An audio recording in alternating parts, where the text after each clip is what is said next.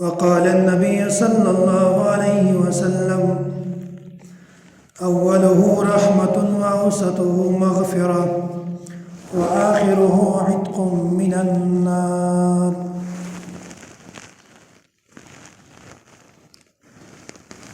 دا کیم حدیث مبارکہ چې تاسو مخکې مو تلاوت کړو. نبی علیہ الصلوۃ والسلام فرمایي چې الصوم جنہ، رجا دا د توسه د پورا یو ډال دی چې د یو شي نه یو سړی د یو شي نه ځون په محفوظ کوي، ځون په بچ کوي. دا چې د رجا دا د درې شیانو نه ډال دی. سړی د درې شیانو نه ځون په بچ کولای شي. اول شی نفس او د شیطان چې کی مکر او فریب دی، انسان د رجې په ذریعہ سره د دغه نه ځون بچ کولای شي. که انسان د نفسانی خواهشات نه ډېر تنګ وي او دغه اصل علاج چې کوم دی رژې دی، که کوم یو کاس په کثرت سره رژې ونسي، بیا الله جل جلاله دی د نفسانی خواهشات نه بچ کو. او دوم د شیطان چې کوم مکر و فریب دی، کوم انسان ته چې همیشه د شیطان یو وسوسه یو سوچ په ذهن کې ورشوي، رجا د دغه ناډیو ډال دی. دا انسان هم د داسې شیطان د وسوسې نه د رژې په ذریعه سره ځون بچ کولای شي. او دوام شی کوم یو سړی چې په دنیاوي مصایب کې پریشانۍ کې گرفتار وي، دا سړی چې رژې ونسي، الله جل جلاله د دغه رژې په ذریعه سره دای د دنیا د مصیبت نه، د دنیا د پریشانۍ نه بچ کوي. او درم نمبر د انسان الله جل جلاله د دغه رژې په ذریعه سره د جهنم د عذاب نه بچ کوي. کوم انسان چې په کثرت سره رژې ونسي، دا یو خو د نفس او بل د شیطان د مکر و فریب نه بچ کیږي، او بل دا سړی دنیاوي چې کوم مصائب دي، کوم پریشانۍ دي، الله جل جلاله دغه نه بچ کوي. او په درم نمبر باندې دا انسان د جهنم د یور نه بچ کوي. او بیا دغه میاشت داس میاشتو چې نبی علیه الصلاۃ والسلام میاشت د دغه میاشتې ډېر زیات احترام او د ادب تلقین کړی دی چې دا میاشت په تاسو باندې روانه ده. تاسو ته پکار ده چې دغه میاشتې ډېر زیات عزت وساتئ او ادب احترام یې وکړئ. نزهة المجالس کې د یوه مجوسي واقعه نقل کړې ده. دا مجوسی یو ورځ خپل ځای د رژې په میاشت کې د په خواروک باندې ولده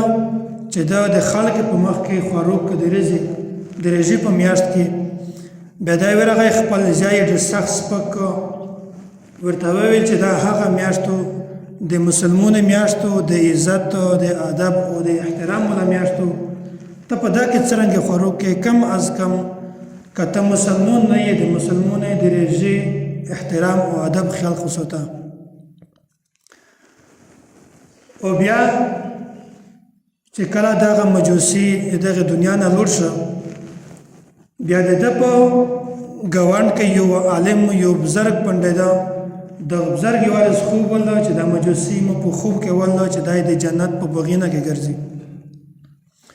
بیا مو پوښتنه ځنه وکړه چې ته خو یو مجوسی وې، تو خو د الله نه بغیر بل چاته سجده کړله، دا خو شرک دی او مشرک سره کله جنت ته نه ځي. ته څرنګه جنت ته راغلی او په جنت کې داسې مزې وایي؟ دا ورته وویل چې مو یو ورځ په رژا کې خپل ځای په خواروک پر سپک الله جل جلاله ته د مو دا عادت دا خوند ورکړ، دا ور محبوب شو چې د مرګ په وخت کې د ځنکدن په وخت کې الله جل جلاله مو ته د کلمې ویلو توفیق نصیب کړ. مو کلمه ویله او زه مسلمون مړ شوم ځکه الله جل جلاله مو ته جنت راسکو او زه په د خوندینه کېم. یو پلور خپل بچای صرف په دا وجه سپکوي چې دای د مسلمانې د میاشتې ادب احترام ویل نسوتی، الله جل جلاله ته د داسې سړی عادت درول محبوب دی که یو انسان په خپله د رژې ادب او احترام سوتي الله پاک ته د دغه انسان عادت سوره ور محبوب وي. او بیا د میش د زمانې خلق او مخته تیر شوي خلک چې کوم دي د دغې د یو بل په میانځ کې د عبادت او د ځمکې اسمان فرق دی. یو پیغمبر ته یوه ښځه راغله، دغه ښځه ورته وویل چې د مو خو زامن مړه کېږي، مو ته یوه وظیفه راوښیه چې د مو د بچون نه مړه کېږي. بیا دغه پیغمبر ورته وویل چې د تو زامن په څو کلونه بعد مړه کېږي. ښځه ورته وویل چې د مو د زامن خو عمر چې کوم دی 100 کوله 200 کوله 300 کوله دا را ژوندی وي او دا مړ شي. بیا مو ته داسې وظیفه راوښیه چې د مو د بچون نه مړه کېږي. دغه پیغمبر ورته وویل چې یوه داسې زمانه راونه ده چې په هغه د یوه سړي عمر چې کوم دی دا په 100 کلونه هم کم وي. بیا دغه ښځې ډېره حیرانه شوله او سړه سیه یې واخیستله. پیغمبر ورته وویل چې څه وجه ده؟ دوی ورته وویل چې که زه چیرې په دغه امت کې پیدا شوی وای مو د ټول عمر چې کوم دی دغه امت ته چې ورکړېږي دا هم په یوه سجده کې تېر کړی وي. خو نن سبا د میش سره د دغه امت قدر او عزت نشته. مخکې خلکو ته چې د دغه امت تعریف شوی دی دوی داره صفتونه کړي دي او داسې ویلي دي که چیرې میش په دغه امت کې پیدا شوی وای میش دغه ټول ژوند صرف په یوه سجده کې تېر کړی وای. د میش د امت خو دغه حال دی چې په تراویح کې په اول رکعت کې اوله سجده ته ها انتظار کو نوستوي په دا چې خبر شي چې وس امام سجده ته روان دی رکوع ته روان دی په زر ورچک شي او نیت وتړي. د میش د امت خو دغه حال دی. مخته امتونه خو داسې چې صرف دا خبر ورته ملاو شو چې داسې امت روان دی دغه داسې شرایط وي داسې صفات وي داسې فضایل وي د یو بل خواهش نه که صرف دا خواهش کوي چې الله میش د په دغه امت کې پیدا کړی وي. او بیا د میش قصور څه دی او د نبي علیه الصلاة والسلام چې کومه بداود هغه هم وروي. د میاشت په میاشت باندې د رحمت میاشتو نبی علیه الصلاة والسلام فرمایلی دي چې دغه اول رزق چې کوم دی دا د رحمت دی په دا باندې په دا رزق کې په توس باندې رحمتي نه وريږي. که په میاشتو باندې ور وريږي او یو سړی ورڅک شي د پوسه چترې په ونسي دا ور یو د الله تعالی رحمت دی. بیا په دغه کې د ورڅ قصور نه دی چې دا انسان رحمت ولنه کې حاصل بلکې د دغه سړي خپل قصور دی چې د چترې په ذریعہ سره د خپل ځون رحمت سور کو. داسې درجه چې کیما میاشتو دا ټوله د رحمت ولادو خو یو انسان په دا کې در نیک اعمال نو کو چې هغه د رحمت چې کیم میاشتې کیم فضایل دي کیم برکات دي هغه د ځون د ګناه په ذریعہ سره منې کو. نبی علیه الصلاة والسلام درې ورځې په یو مجلس کې و چې رغم انفه یا چې هلوک ته شي. رغم اصل کې لغوي معنا دا ده چې پیزه د خړه شي، پیزه د په خورې باندې خړه شي. کله چا پیزه په خورې باندې خړه شي په خاټه باندې خړه شي دا نه تکلیف ورکوي نه درد ورته نه مړ کېږي خو صرف هغه د ذلت پوره د یو مخ یو پیزه دا ور خړوي. نبی علیه الصلاة والسلام فرمایلی چې رغم انفه درې ورځې یو فرمایل چې دا سړی د هلوک شي. صحابه کرام ورته وویل چې هغه کوم کس دی چې داس به دا ورته کې دا ورته وویل چې اول هغه کس دی چې په باندې د یو مخته د مو د نومه تذکره وشي او دای په مو باندې درود شریف نه وایي.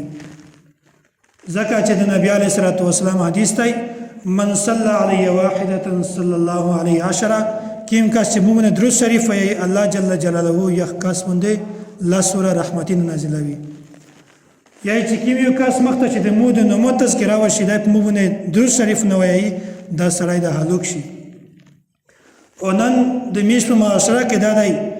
چې خالت نبی علیه الصلاة والسلام نوم او خلی خود درود شریف نه پیایي. یا چې نبی مبارک د الله نبی مبارک رسول مبارک رسول الله مبارک دا مبارک چې کوم دی دا د برکت لفظ دی خو د نبی علیه السلام باندې درود ویل لفظ نه دی په دا باندې هغه اجر سړي ته نه ملاویږي لکه کوم چې صلی الله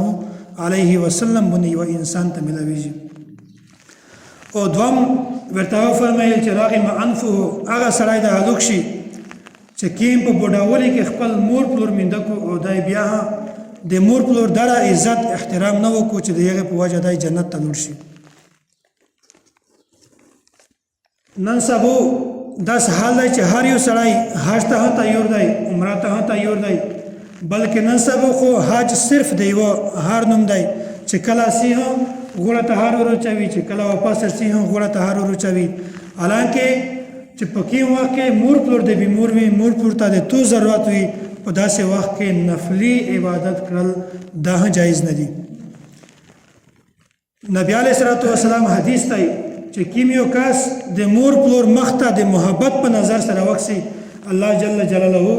دته د یو مقبول حج او د عمره ثواب ورکوي یو کاس کا حج وکړو عمره وکړو بیت الله ته لور شي او دای حرم ته لور شي او دا ګارانټي د سره نشته چې آیا د مو حج قبول شوی وي که عمره مې قبول شوی وي کنه خو نبی علیه السلام فرمایي چې کله یو کاس د مور پلور مخته د محبت په نظر سره وکسي دا ته الله جل جلاله د یو حج او د عمره مقبول ثواب ورکوي دا حج او دا عمره چې هغه الله جل جلاله قبول کړی وي او دا سه د صحابه کرام چې کوم معمول وو او دا و چې کله و د کور نه وتل بیا ودی د خپل بیمور مور لوسر وخص د عادل لوسر وخص په خپل سر وکشیاش چې څو پر د تولوس د مو په سر باندې یې شمو ته یو انسان تکلیف نشي رسولای دا د یقین جوړ شوی د میشتوس دا حال دی چې لوس خو څه کوي چې د کور نه وځي کني مور ته زیاړه وکړو پلور ته زیاړه وکړو په پلور څه خبره وکړو په مور څه خبره وکړو بلکې د حدیثونو ته بیان کو چې نبی علیه السلام حدیث دی چې کیمیو کاس چې نفلی عبادت کو فرائض او د واجبات نه علاوه په نفلی عبادت کې کایو کاس خپل په نفلی عبادت باندې مشغول وي مور دته اوازو کو چې روشه یا چې په د باندې واجب لازمي دي چې د خپل نفلی عبادت پرېږدي او د مور حکم اتباع وکړو نبی علیه السلام فرمایي چې د مو صرف یو حسرت ته تمنا مې دو چې هغه د مو پیراه نشوله حالانکه په عبادت کې ډېر زیات عبادت کړین کای سړی چې کوم دی هغه نبی علیه السلام دی خدای چې د مو یو تمنا مې و یو حسرت مې و چې هغه پیراه نشه هغه څرنګه ډول چې د مو دا خواهش ته چې مو اودس کړی وای زه په مثاله باندې درېدلی وای او مو د نفلي نیت مې تړلی وای په میانځ کې مو ته مور ژغړ کړی وای چې زمانه هلته روشه مو د الله جل جلاله روګرداني مخولی دا مو پرېښی وای زه خپل مور طرف ته تللی وای خو بیا دا د مو نه پیره کېږي ځکه چې د مو مور وفات شوي دي په نفلي عبادت کې که یو سړی د مور د حکم خلاف ورزي کو د دغه نفلي عبادت نه قبلیږي که یو سړی ته خپل مور وایي چې ته کور ته زر کېرڅه په تراویح نه بعد بهر ته زیټ ماته راوه یا چې که دا سړی په نور نفلي عبادت باندې هم مشغول شي د خپل مور او د پلور د حکم نافرماني وکړله بلکې هغه وخت خو ستر شه چې یو سړی مور ته دا بونه جوړه کو چې مو تلاوت کو یا د میشت تراویح ډېرې وژدې وي یا مو زه تعلیم ته نوستو یا بل نیک کور مې کو نن سبا خو هغه فحاشۍ وتلي دي چې سړی د هغې نوم هم نشي ورته واخیستی او په حدیث کې چې درم کیم شی اصل بنیادي شی دا دی نبی علیه السلام چې کیم فرمایلی وي چې راغی ما انفه پیزه دا په خوره شي یا ذلیل شي هغه سړی چې په چا باندې د رمضان مبارک میاشت وروړه او د دره عبادت نه وکړو چې د عبادت په وجه سره د بخښنه وشي دغه میاشت دغه محترمه میاشتو یا چې که یو انسان په دغه میاشت کې عبادت نه وکړو د دا بخښنه نه وشي یا چې د انسان د بل په دنه زیات حسرت ته یې تشي نه کو الله جل جلاله په دغه میاشت کې د هر انسان مغفرت کو خو که څوک ګناهینه ته دره ور مټه شي چې دای د زون بخښنه نه وکړو په دا میاشت کې یا چې په دانه بدبخته او ذلیل انسان بل نشته. د مور پلور خبره مې درته کړه. بچی خپل پلور ته وویل چې ای پلوره په دا پوس د ولبونه تشی نستی. دا خبره ځکه درته بیانوم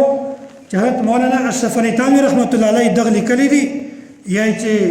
سل زمن چې کیم دي دا د یو خپل قدر احترام نشي پیژندلی او یو پلور چې کیم دی دا سل زمنې قدر احترام پیژندلی شي. سل زمن چې کیم دی دا یو پلور نشي سمبولولی خو یو پلور چې کیم دی دغه سل زمن سمبولولی شي. دغه زوی پلور خپل زوی ته وویل چې ای زمنه په د ولبونه تشی نوستی. ده ورته وویل چې ورغه نوستدو. بیا پلور د امتحان دپاره ورته وویل چې ای زمنه په د ولبونه تشی نوستی. ده په نیمه ژبه باندې ورته وویل چې دا خو په د ولبونه ورغه نوستدو. په درم ور یې چې کله د امتحان دپاره سولزنه وکړه نو پلور زوی یې ورته وویل چې ای بابکه ته په دا خبره نه پوهېږې دا وړیکه یې چې 2-3 وره مې درته وویل چې دا د ولبونې ورغان استادو ته په دا حال نه پیږي. مولانا اشرف علي تھانوي رحمت الله علیه لیکلي دي چې کله یې پلور هغه د دا چې کومه زړه کاته و دا یې سر کلاو کړله ورته وویل چې ای زمنه یو وخت داسې و چې ته د مو په غیږ کې نوست وې او تو د مو نه 100 وره پوښتنه وکړه چې بلا پوس د وله تشی نوستی. مو په هر جواب کې دا درته وویل چې زمنه په دا پوس د وله باندې ورغان استادو او چې کله تو بیا پوښتنه وکړه د مو نه مو په بل ور کې محبت او د الفت نه ډک جواب درکوو چې بلا پوس د ولا ورغان استادو او نن مو د تو نه صرف 2-3 ور پښتنه وکړه چې بلا پوس د ور تشن استاد تو بیا هم دغه انکار وکاو په خبره باندې غوسه شولې. یو کاسو د نن سو معاشره کې هم داستای چې د سره زمون ډېر بد سلوک کو. بیا یوارس پر جاموته کې می پر جاموته نه با سره نوستوي بیا د خبره سره روغلا چې د خپلور سره خو د زمون ډېر سخت بد سلوک کو داس نه ورته پچار. بیا مو تر وویل چې دا شاده چې دا سره وشي دا سلوک دغه واجب نه چې د خپل پلور سره دغه سلوک کړی دی. او په دا حدیث کې چې مقیم درته وایي چې هغه سړی د هلاک شي چې کیم د خپل مور پلور عزت نه وکړو دره عزت نه وکړو چې د جنت ته پلور شي یا چې یو کس د خپل مور پلور عزت نه وکړو بل ورته زمان هم د عزت نه وکړو هغه زمان چې کیم زمان دی هغه وانه د عزت نه وکړي چې دا څه په پښتینه باندې دا سلسله روانه وي خو د عزت برقرار نشي. بیا مې سره وویل چې دغه د خپل پلور عزت ول نه کو بیا دا وویل چې دغه ځکه عزت نه کو چې د خپل پلور سره لاس کړی وي د پلور سره څه کړی وي. مثال لپاره زه درته یم په دا کیل ګاډ نه د یغه د یو سړي کور دی پلوري په ګاډ کې نوستای یو کاس راوون دی د کاس ته ویلي چې په دا کیل ګاډ کې یو سپای نوستای دغه سپای وکړه چې په کور کې مړی وخوري. بیا دا د موټر چې کله ګاډ ته روغی د ولد چې سپای خو نشته یو سړی نوستای ژغه وروکو چې دلته خو د پلور نوستای د ورته چې بس دغه سپای د خلیر ورکه چې په کور کې مړی وخوري چې یو سړی د پلور سره داس کو بیا زمان هده د سره داس کو ځکه چې څوک د پلور احترام نه کو دغه یو سلسله دا جاری شوی دو چې ځای وه کله د احترام نه وکړو. الله جل جلاله د میشتوستا د مور د پلور احترام کړل توفیق نصیب کو او الله جل جلاله د مور پلور مخته په کتل باندې چې کیم اجر او ثواب لیکلی دی الله جل جلاله د میشته هغه اجر او ثواب نصیب کو. الله جل جلاله د میشتو ټول ختمه په ایمان کو. واخر دعوانا ان الحمد لله رب العالمين.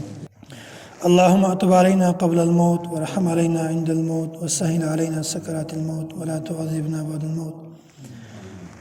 الحمد لله الذي عافاني مما ابتلاك به وفضلني على كثير ممن خلق تفضيلا. اللهم انا نسالك العفو والعافيه والمعافاه في الدنيا والاخره. اله العالمين تسمويل تسمور ودل پدابنه د عمل کړه توفیق نصیب کا. اله العالمین لمن صغیره کبیره عمدن سهوا ټول ګناهونه معاف کا. اله العالمین چې کیم ګناه مشته علم دی هغه هر ته معاف کا او چې کیم ګناهونه د میژنه ویر شوی د تو په علم کې وی اله العالمین دی هغه ګناهونه هم مشته معاف کا.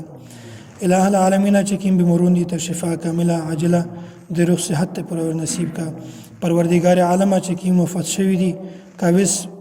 قریب وخت وفات شوی دي که مخته وفات شوی دي الٰه العالمین د دې بخښنه وکړه الٰه العالمین قبر د جنت بخښنه او بخښه ورته جوړه کړه الٰه العالمین جنت الفردوس ور نصیب کړه الٰه العالمین د آخرت منازل ټول د تاسو کا الٰه العالمین دغه میاشت فضایل برکات ثوابونه مشت نصیب کا الٰه العالمین نبی علیہ الصلوۃ والسلام چې په دغه میاشت کې د کیمه پیشنګوهی د کیمه فضایل اقرار کړی دی الٰه العالمین هغه ټول میاشت نصیب کا الٰه العالمین په دغه میاشت کې چې کیم کسون دغه دنیا ته دغه ټول ته دغه میاشت ثواب نصیب کا الٰه العالمین نبی علیہ الصلوۃ والسلام چې کیمه د خیر دا وکړي دی الٰه العالمین پاک میاشت سر نصیب کا د کیم شرور نه او د آفات نه او د مصائب نه د بلا نه پناه غوښتلو الٰه العالمین میشته پناه نصیب کا الٰه العالمین چې څوره چا ګناهی نه کړی دي ټول ورته معاف کا الٰه العالمین د نبی علیہ الصلوۃ والسلام شفاعت په نصیب کا وصلی الله تعالی علی خیر خلقه محمد و آله و اصحابه اجمعین برحمتک